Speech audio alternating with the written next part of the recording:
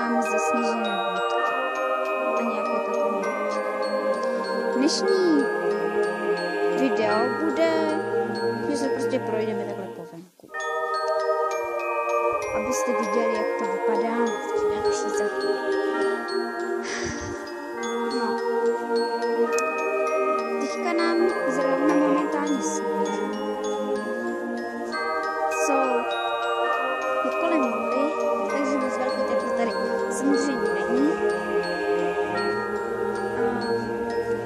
Přemístíme se na druhou stranu nebo do druhé části zahrady. Takhle zasněží.